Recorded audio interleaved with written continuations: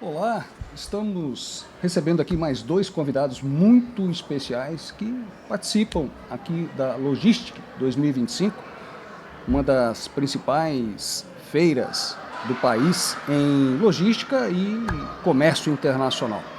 A convidada é Karine Mamit, é a diretora executiva da Logistic. Karine, um prazer te receber aqui. E vai me ajudar aqui na entrevista com este famoso jornalista e analista político, Caio Coppola.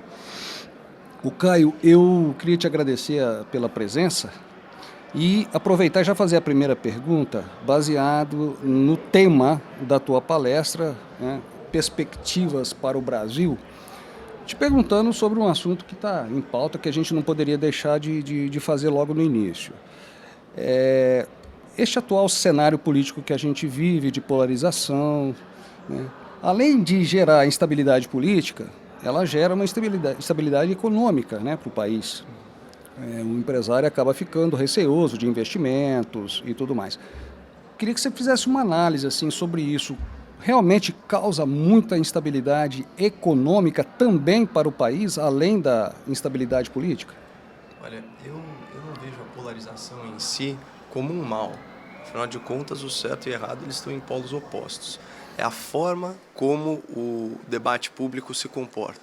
Então, a partir do momento em que a polarização política ela vem carregada de hostilidade, e isso, no âmbito institucional, se traduz, por exemplo, com um lado tentando censurar o outro e transgredindo aí as liberdades individuais de todo um espectro político, que infelizmente é o que a gente observa aqui no Brasil, né, com vozes de direita sendo silenciadas ou desmonetizadas, em extremes até presas, mas sem julgamento. Quando a gente tem esse contexto, aí, de fato, a polarização política, já com a inobservância das garantias constitucionais, essa sim começa a gerar uma grande instabilidade. Especialmente, já que a gente está aqui num ambiente de comércio exterior, né, e de logística, especialmente quando o nível de injustiça é tão agudo que uma potência internacional identifica um risco à estabilidade global com base no que está acontecendo aqui no Brasil, né? Que esse é o cenário que nós estamos vivendo, né? A maior democracia do mundo, o farol da liberdade no globo, que são os Estados Unidos da América, identificaram no judiciário brasileiro uma fonte de ameaça à democracia, tá? E estão agindo aí dentro da sua capacidade, das suas ferramentas de persuasão e de pressão, estão agindo no sentido de coibir o que eles consideram, o que muitos consideram, uma perseguição política, tá? Então, eu acho equivocado a gente culpar a divergência de opinião. Isso é saudável, isso desde a dialética aí aristotélica, é isso que inclusive fomenta a busca pelo conhecimento, a busca pela verdade, isso tudo é muito positivo. O que não está certo é quando um lado prevalece sobre o outro por meio de uma utilização indevida da força, a ponto de você silenciar a pessoa que pensa de forma diversa da sua. Você citou aí a questão judiciária. Eu te pergunto o seguinte: mais do que uma reforma política e uma reforma tributária, o Brasil não está precisando de uma reforma judiciária? Infelizmente, nós não vivemos mais sob o império da lei, né?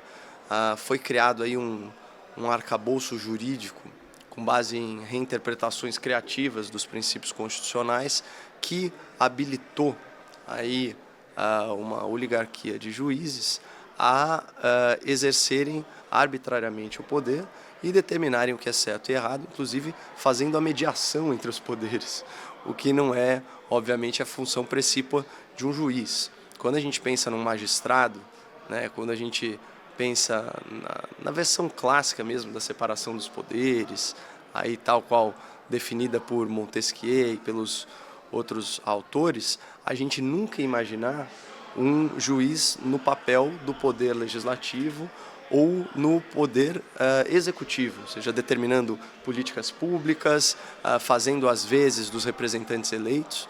A nossa Constituição ela é muito clara. Ela diz que todo o poder emana do povo, que o exerce diretamente ou por meio dos seus representantes eleitos. Então, como diz acertadamente o ministro Luiz Fux, que tem sido uma voz divergente no colegiado, o Brasil não tem um governo de juízes. O Brasil tem um governo de políticos eleitos. E, infelizmente, é do entendimento majoritário hoje no Supremo Tribunal Federal, inclusive da presidência do Supremo Tribunal Federal, que o judiciário se tornou um poder político na vida brasileira, né? Que a missão deles é agir como uma vanguarda iluminista para empurrar a história na direção que eles acham que é a correta. Eu estou citando aqui, inclusive, algumas frases do presidente do STF, né, entre aspas. Então, esse tipo de visão e essa postura ativista, ou seja, de ingerência nos outros poderes da República, isso cria, em última análise, a insegurança jurídica a qual você se referiu anteriormente.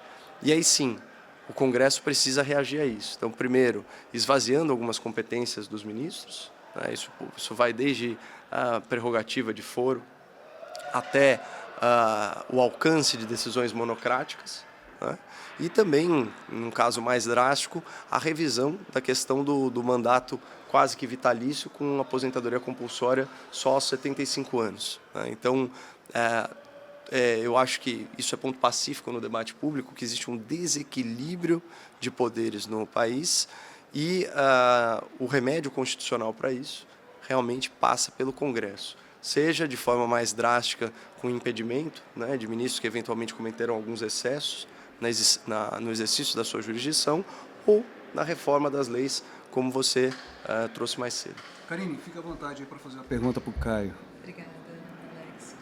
Caio, no campo comercial, como que você enxerga essa aproximação do Brasil mais para o lado da China do que para o lado dos Estados Unidos? Não sei se você tem essa percepção ou não, e como que você enxerga isso em longo prazo?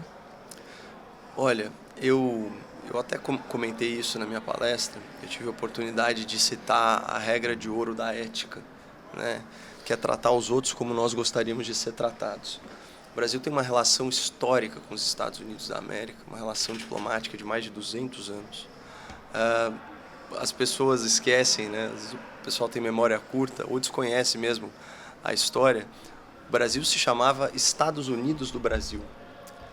De onde você acha que vem o sistema presidencialista, o sistema legislativo bicameral, a ideia de uma Suprema Corte?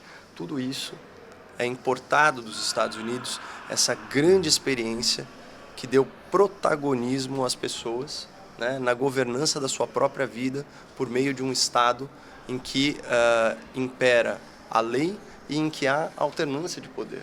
Então nós temos, do ponto de vista cultural, político, social, uma identificação muito maior com as estruturas sociais, econômicas e políticas dos Estados Unidos da América do que com a China, que tem, por sua vez, uma tradição imperial, né, e que, de certa forma, sob o regime aí do Partido Comunista Chinês, perpetua esse modelo de sociedade. E aqui não vamos entrar no mérito do que é melhor ou do que é pior, mas entre o modelo chinês e o modelo americano, o brasileiro se identifica muito mais com o modelo americano.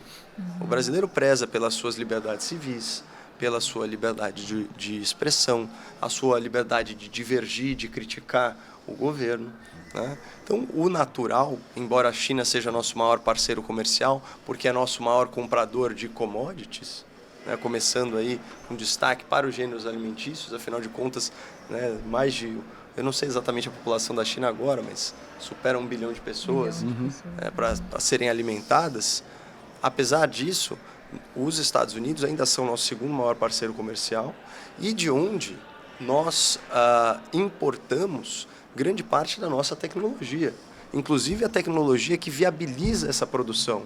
Ou de onde que vem o GPS, que serve o nosso agronegócio, ou os sistemas de comunicação que nós utilizamos e toda uma série de tecnologias. Então, não parece natural o desalinhamento automático do governo de turno com os Estados Unidos da América. A impressão que fica é que o nosso governo federal está colocando a ideologia acima da diplomacia e que ele romantiza, de fato, as tiranias de inspiração socialista.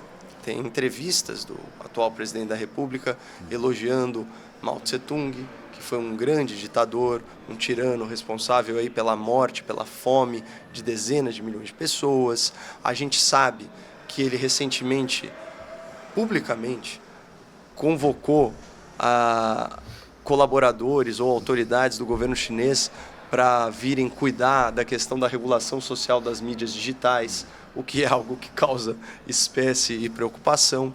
Então, existe esse movimento. Agora é o seguinte, é muita ingenuidade achar que o volume de comércio exterior que nós temos com os Estados Unidos da América vai ser absorvido pela China.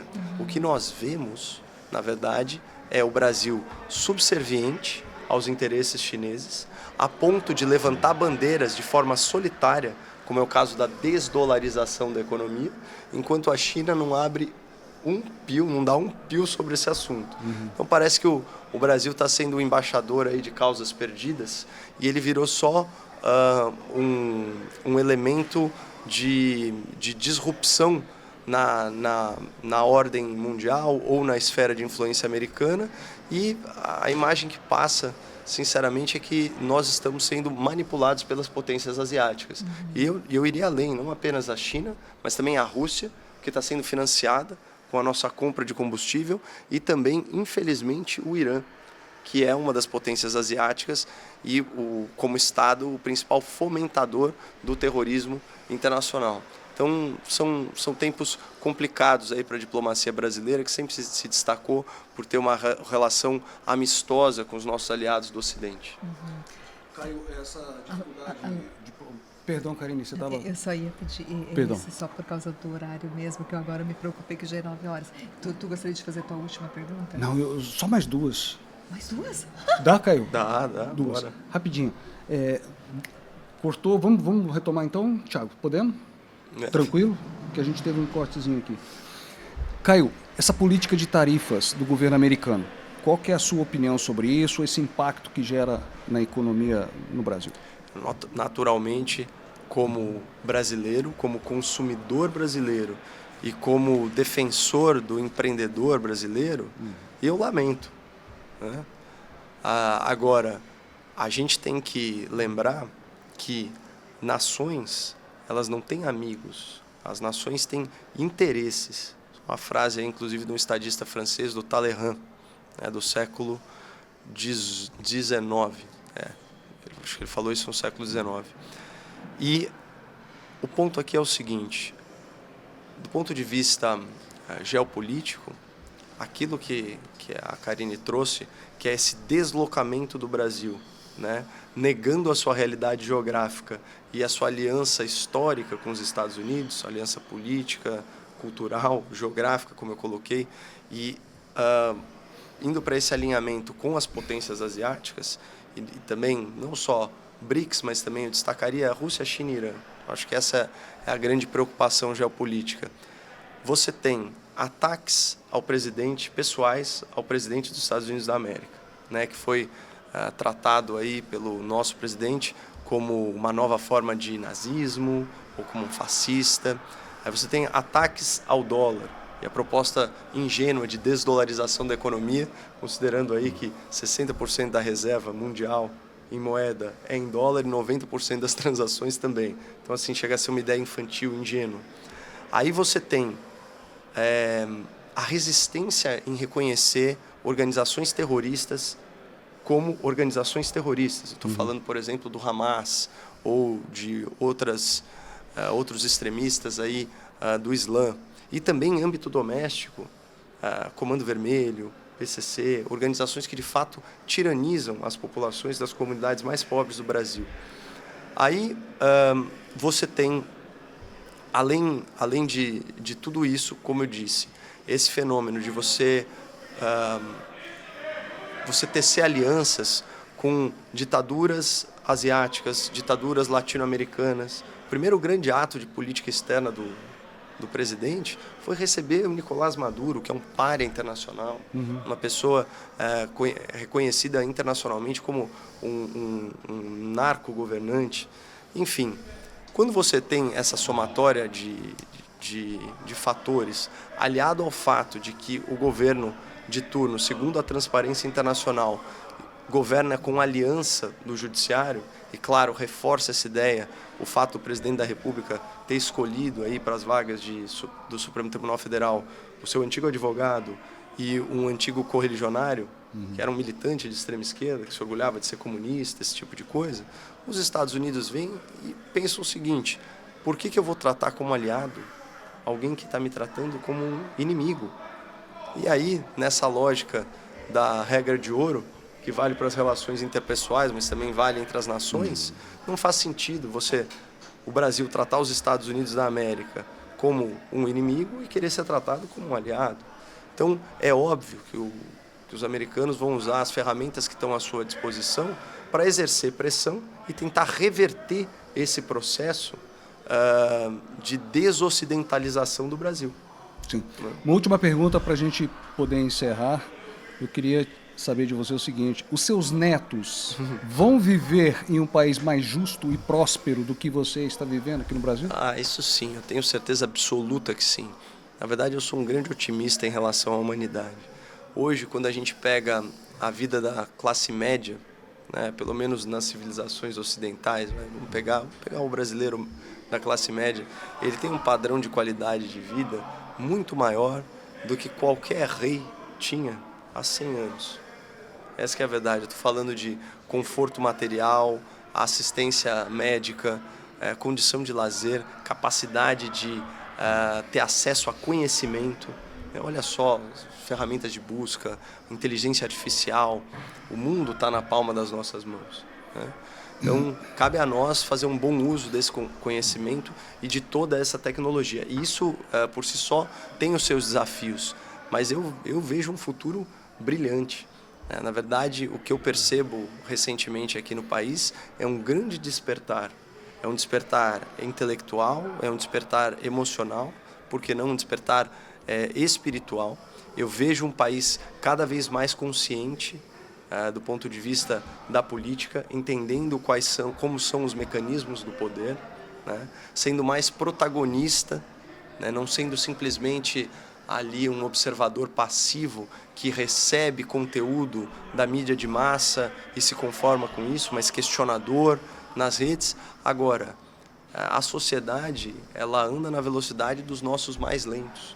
Então, se a gente quer que a sociedade acelere, então que a gente traga a luz aí para as pessoas, né, seguindo os ensinamentos de Paulo, que a gente instrua com mansidão e com paciência na esperança de que eles conheçam a verdade. Que bom. Quero agradecer a presença da Karine Mamet, que me ajudou a conversar e entrevistar aqui o Caio Coppola. Caio, muito obrigado pela sua participação aqui conosco. Valeu, obrigado, seja bem-vindo. Esperamos você ano que vem. Sempre, tomara. Olha, eu para vir aqui para Santa Catarina, o estado mais seguro e mais empreendedor do Brasil, eu preciso só de um empurrãozinho. Para mim, estar aqui num ambiente desse, aqui na Logistic, né, ver toda essa prosperidade, para mim é como se eu estivesse fazendo uma terapia em grupo para reforço, inclusive, da minha crença de que esse país está condenado ao sucesso. Quero agradecer também a você que está nos acompanhando e convidar para assistir às outras entrevistas que nós estamos fazendo aqui com pessoas tão especiais quanto Caio Coppola. Obrigado. Muito obrigado e um grande abraço.